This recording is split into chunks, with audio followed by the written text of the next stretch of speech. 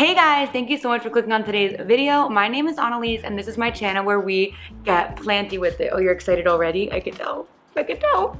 Okay, say bye-bye, camera.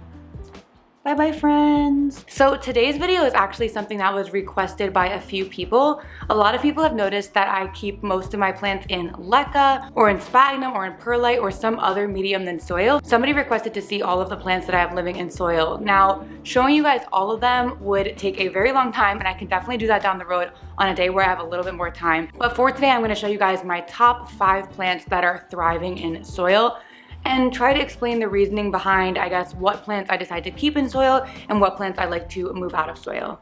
If that sounds like fun or interesting in any way, definitely keep on watching.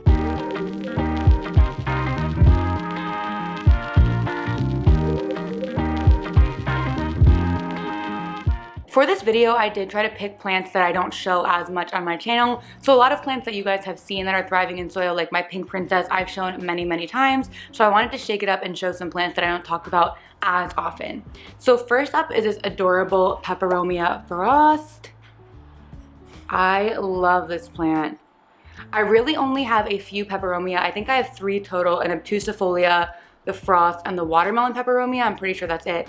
And I just love this little one here. So this one lives in soil. It actually arrived to me in soil and I never changed it out of that. I did repot it into a chunkier soil mix because that's what I'm more comfortable with, and I did need to up pot it because it was a little bit root bound when I got it, but it's been loving it. What's great about having this plant in soil is that it's very clear when it needs water. If you feel the leaves, you kind of do the taco test on them. When they're not really firm and they're really squishy, then you know it needs the water. It'll also kind of droop a little bit and let you know that it needs a drink. So that makes it a lot easier to not overwater or mess up the care of this plant. So generally the reason I have certain plants in soil is if they are vocal enough that I can tell when to water them and when to let them be, then I'm definitely more comfortable having the plant in soil. But for plants that maybe don't give as clear signals, I worry too much about overwatering or underwatering. So that's when I keep my plants in other mediums. So and next up is this beautiful Philodendron silver sword.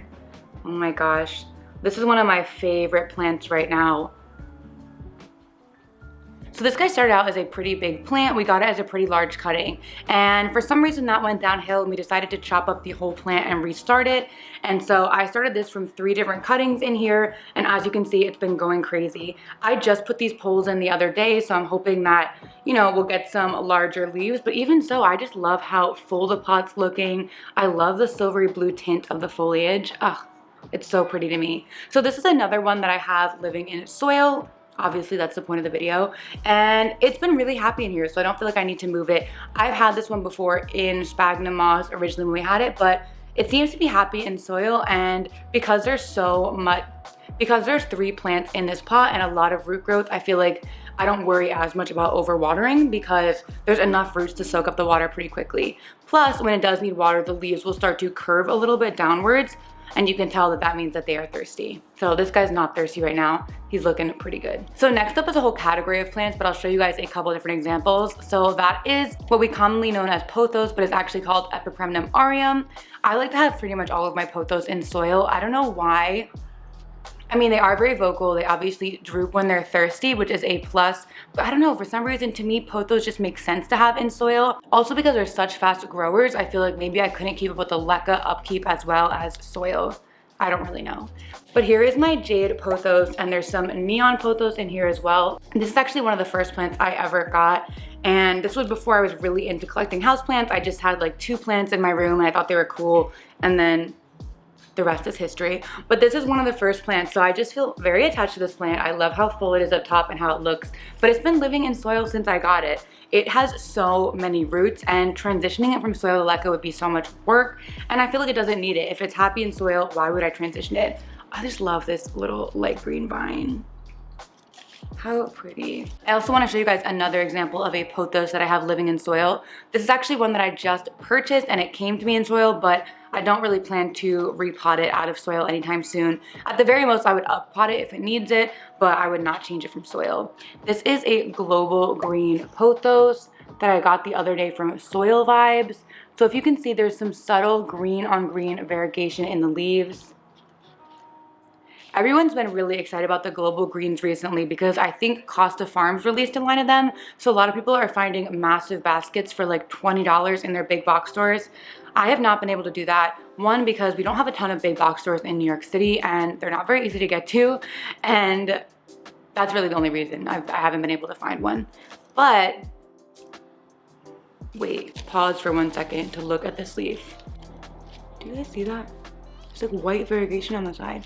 Anyway, but the other day I was at Soil Vibes at a little planty event and I saw that she had this available for a great price. I think it was like at most $25, which is not bad at all for a plant this size. And so that's my global green pothos. Again, living in soil, and I'm gonna leave it there. Okay, so I have 2 more plants that are living in soil and loving it. Here is my holiday cactus. I got it around Thanksgiving time, so I think it's a Thanksgiving cactus, but who really knows? But this guy lives in soil and is so happy. I know people say this plant really does not grow very quickly at all, or it doesn't grow outside of the holiday season or winter, but mine's been growing so much. I don't know what the deal is. It's not in amazing conditions, but you can see like this little frond up top there, the lighter green one, if it wants to focus on it. Okay, that lighter green frond up there, that is new growth.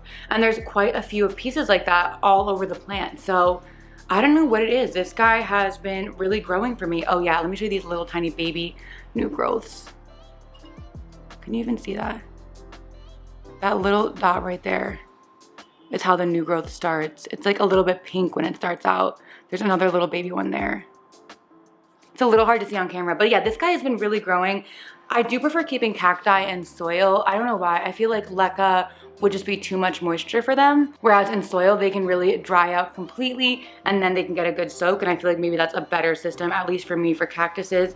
And then I just wait until I can tell this one's thirsty. Like I can see right now, a few of the leaves are starting to get wrinkly. And when I feel the leaves, they're very soft and pliable. So that pretty much means it's time for a water. When I water this plant, I do water it thoroughly all the way through. There is a drainage hole down here. So that's how I do it. Last plant is also kind of a category of plants, but I picked one to show you guys today. This is a Hoya species Affinity Burtonii.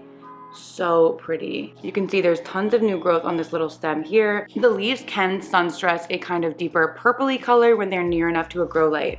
So this is a Hoya, and I do have this one living in soil. I have about maybe 4 or 5 of my Hoya living in soil out of about probably 23 or 24, and some of my Hoyas seem to really like it. This guy has been growing insanely since I brought it home. I also purchased this one and it was living in soil already, so I didn't feel like going through the process of transitioning it because I have killed one of these before, so I decided let me just leave it and see how it does, and it's been doing super amazing.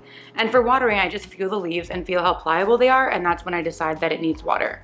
So I have this in soil, my Hoya rotundiflora, my Hoya Mathilde, and all of those guys have been doing great and shooting out tons of growth. So I think Hoya can do really well in soil as long as you don't overwater them, because they do have kind of thinner, delicate roots that can be overwatered pretty easily. So I hope that clears a few things up for you guys. I do have plants in soil, I promise. I have a lot more of them in soil actually. It was very hard today to pick my top 5. I did try to pick a variety of plants, so different genuses, and then plants I don't talk about as much. But those are a few of the ones I have living in soil. If you want to see more plants I have in soil, I can do a full soil tour, or if you want to hear more about my plants that are in LECA or spag or perlite or whatever, comment down below to let me know. Also, are you a soil grower? Do you prefer LECA? I know some people are really hard on the LECA only game. Are you a pond person? Do you grow in spaghnum? Comment down below, let me know, because I am curious to hear like what is common for people, what are people most comfortable with, etc. So anyway, thank you guys so much for watching, and I will see you next time.